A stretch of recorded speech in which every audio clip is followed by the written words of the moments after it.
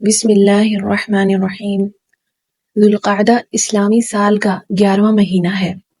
یہ ان 4 مہینوں میں سے ایک ہے جنہیں اللہ تعالی نے حرمت والا مہینہ قرار دیا ہے، یعنی معزز اور محترم۔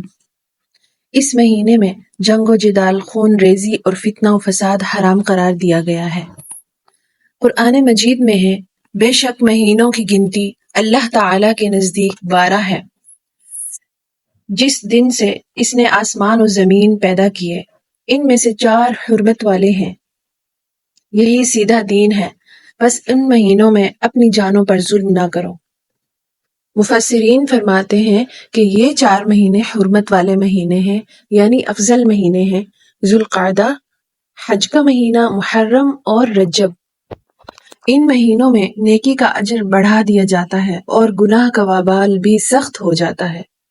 حضرت انس رضی اللہ تعالی عنہ فرماتے ہیں، نبی کریم صلی اللہ علیہ وآلہ وسلم نے 4 عمرے ادا کیے اور وہ سب ذوالقعدہ میں ادا کیے۔ 6 ہجری میں نبی کریم صلی اللہ علیہ وآلہ وسلم نے اسی مہینے میں صلح حدیبیہ کا معاہدہ کیا، جو اسلام کی تاریخ کا بڑا اور بابرکت واقعہ ہے۔ بعض روایات کے مطابق حضرت ابراہیم علیہ السلام اور حضرت اسماعیل علیہ السلام نے ذوالقعدہ کے مہینے میں خانہ کعبہ کی بنیاد رکھی اور تعمیر کا آغاز کیا۔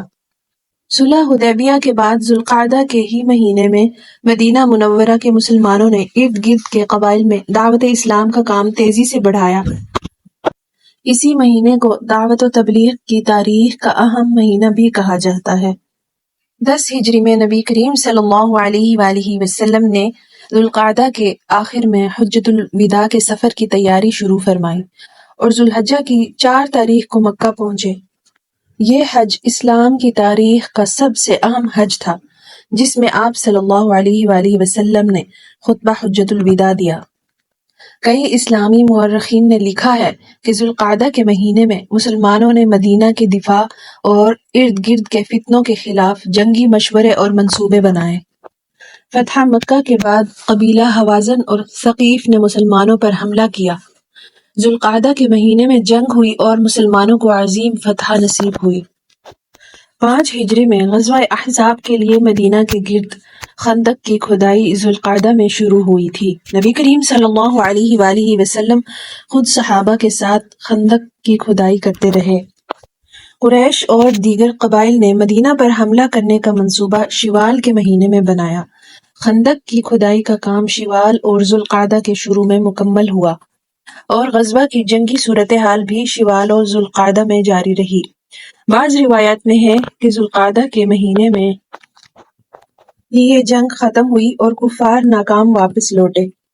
مفسرین کرام لکھتے ہیں، اللہ تعالی نے حضرت موسیٰ علیہ السلام کو 40 راتوں کے لیے بلایا تھا۔ ان میں سے پہلی 30 راتیں ذوالقعدہ کی تھی اور باقی 10 راتیں ذوالحجہ کی تھی۔ اسی دوران حضرت موسیٰ علیہ السلام کو تورات عطا ہوئی اور اللہ تعالی نے ان سے کلام فرمایا۔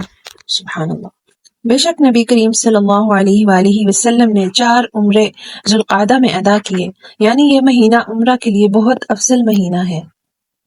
ان مہینوں میں نیکیوں کا اجر کئی گنا بڑھا دیا جاتا ہے، اس لیے کثرت سے توبہ استغفار کریں، صدقہ خیرات کریں، درود شریف کی کثرت کریں، نماز روزہ اور ذکر الہی کا اہتمام کریں، فتنے جھگڑے اور گناہوں سے اجتناب کریں۔ جزاک اللہ خیر۔